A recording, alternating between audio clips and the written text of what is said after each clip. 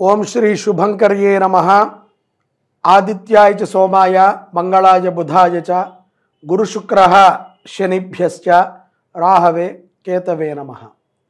गुरुब्रह्मा गुरुर्विष्णुः गुरुर्देवो महेश्वरः गुरुस्साक्षात् परब्रह्म तस्मै श्री गुरवे नमः।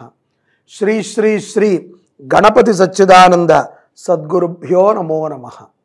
2024 ఆంగ్ల సంవత్సర ప్రారంభ మాసము జనవరి.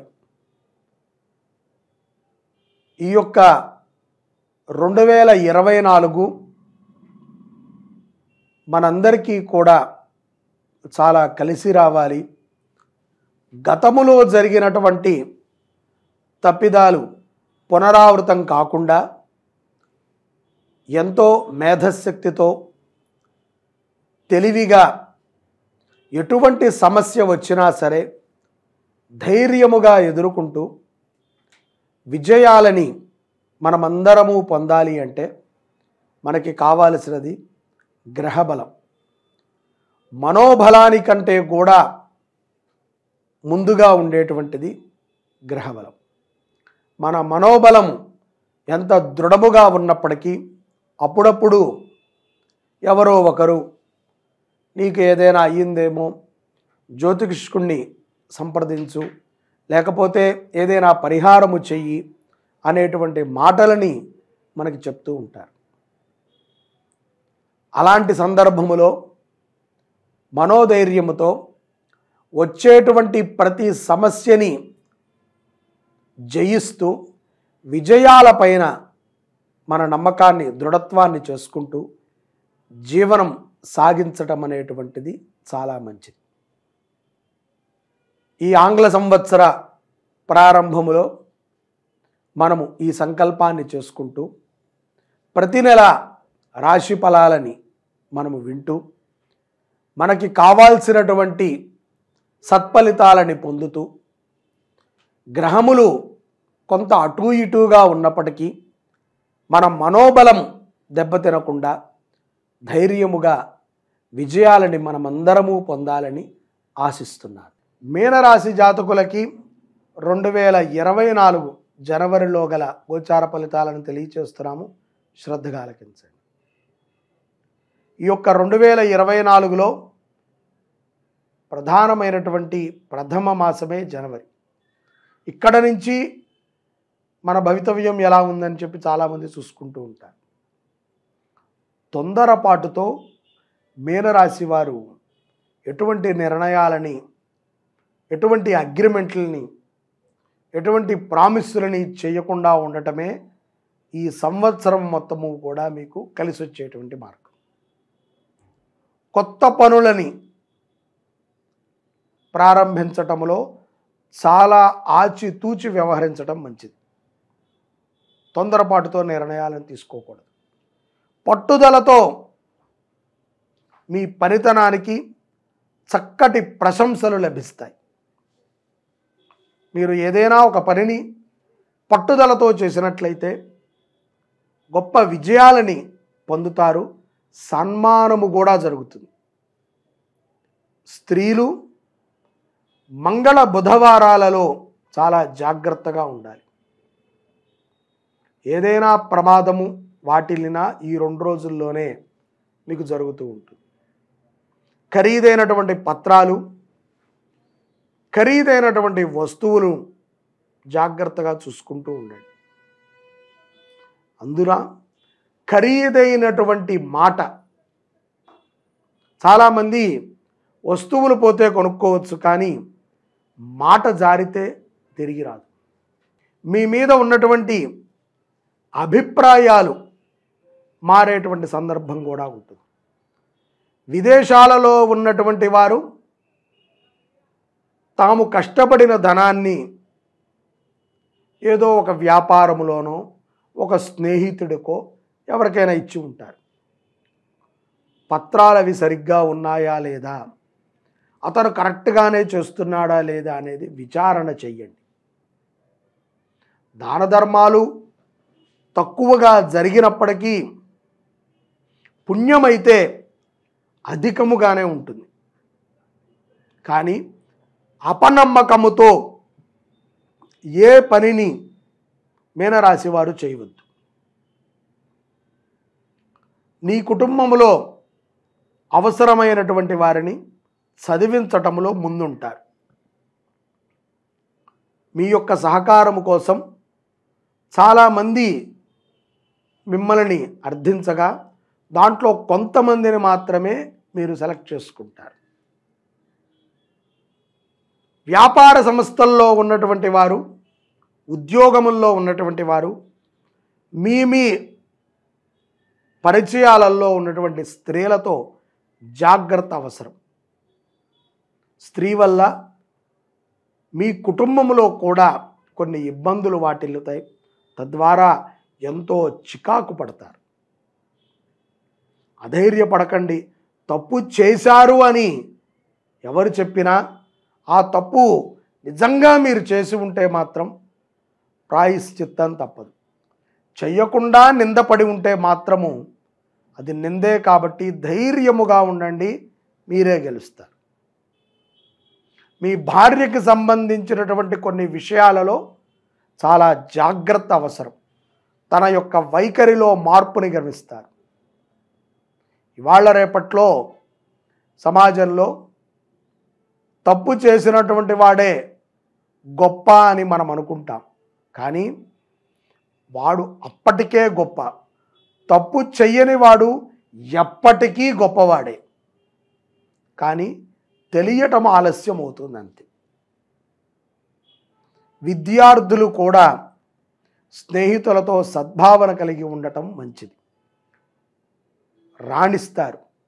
ఉన్నతమైనటువంటి స్థితిగతులకు వెళ్ళటానికి మీ ఆలోచన మెరుగుపడుతుంది. జనవరి 11 అమావాస్య తరువాత అన్ని రంగాల వారికి కూడా చాలా బాగుంటుంది. మీ శ్రమ వృధా కాదు. మీ ప్రతిభా పాఠవాలు వెలుగులోకి వస్తాయి. శుభకార్యాలకి మిమ్మల్ని ఆహ్వానం చేస్తారు. సన్మానాది కార్యక్రమాలు కూడా జరుగుతాయి. వెండి బంగారము కొనటములో స్త్రీలు కానీ పురుషులు కూడా ముందుంటారు.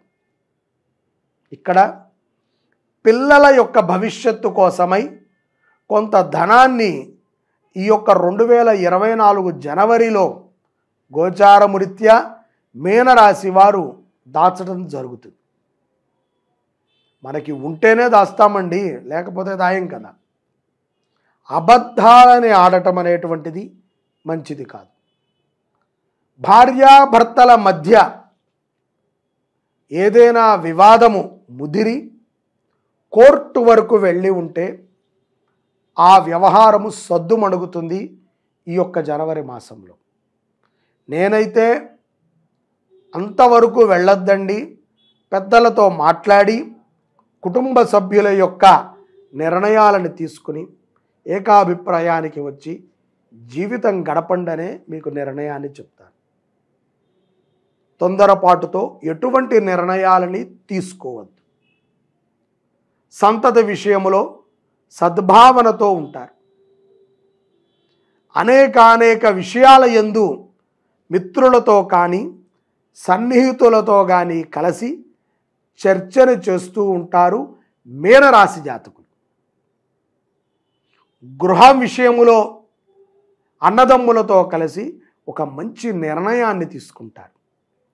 తల్లి ఆరోగ్యము కోసమై మీరు చేసేటువంటి ఒక ప్రయత్నము ఫలిస్తుంది. తల్లిని కానీ మీ ఇంట్లో ఉన్నటువంటి పెద్దవాళ్ళని కానీ క్షేత్రానికి తీసుకువెళ్ళి దర్శనము చేయించటంలో మీనరాశి జాతకులు ఈ మాసం ముందుంటారు. అపాయములో ఉన్నటువంటి వారిని రక్షించటంలో కూడా మీనరాశి జాతకులు ముందుంటారు.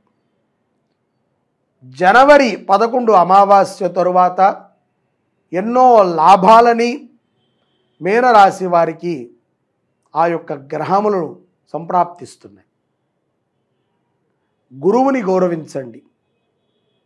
అలాగే భగవద్గీతని బాగా చదవటము ద్వారా విజయాన్ని పొందుతారు. విద్యార్థులు చెడు వ్యసనాలు ఉంటే కనుక మానివేయండి. మాంసాహారాన్ని ఎక్కువగా తినటం ద్వారా మీనరాశి జాతకులు అనారోగ్య పాలయ్యేటువంటి సందర్భం కూడా మాసాంతమున గోచరిస్తుంది.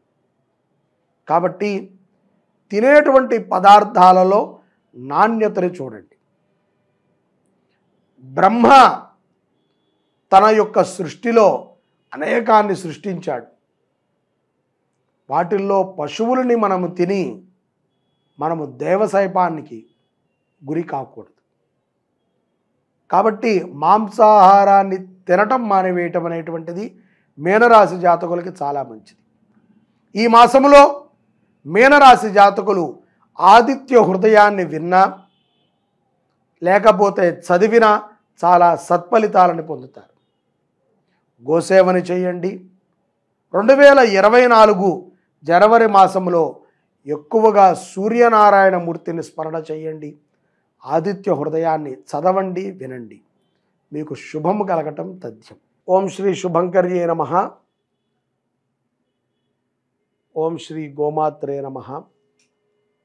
శ్రీ శుభంకరి సేవా సమితి గత 6 మాసాలుగా మెదక్, నర్సాపూర్, కౌడిపల్లి గ్రామంలో హైదరాబాద్ బాచుపల్లి దగ్గర నుంచి ఒక 40 కిలోమీటర్ల దూరంలో వృద్ధ గోశాలని నిర్మిస్తోంది. ఈ నిర్మాణము 80% పూర్తయిపోయింది. కాంట్రాక్ట్కి ఇచ్చినటువంటి నియమం ప్రకారంగా స్లాబ్ వేయటము, 2 రూమ్స్ కట్టివ్వటము, ఆవులకి తొట్లు కట్టివ్వటము, నీటి తొట్టెలని కట్టివ్వటము పూర్తయింది.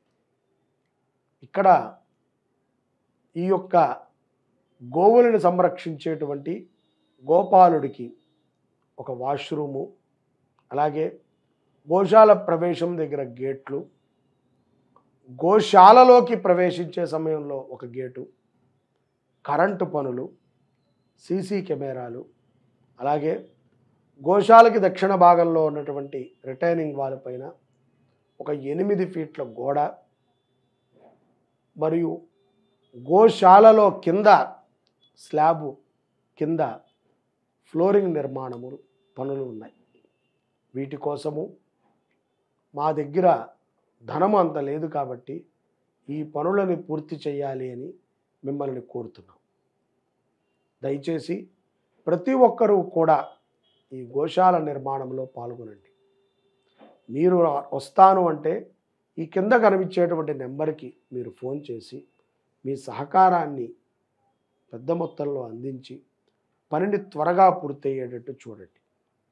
ఎవరైతే గనక గోశాల నిర్మాణంలో సహకారాన్ని అందిస్తారో 10,000 పైచిలకు ఇచ్చినటువంటి దాతల పేరుల్ని శిలాఫలకంలో వేయబడుతుంది. దీనికి ఎంత ఖర్చు అవుతుంది అనేటువంటి విషయం మీరే అర్థం చేసుకుని మాకు సహకారాన్ని అందించగలరు. సర్వే జనాః సుఖినో భవంతు. శ్రీ శుభంకర్యై నమః.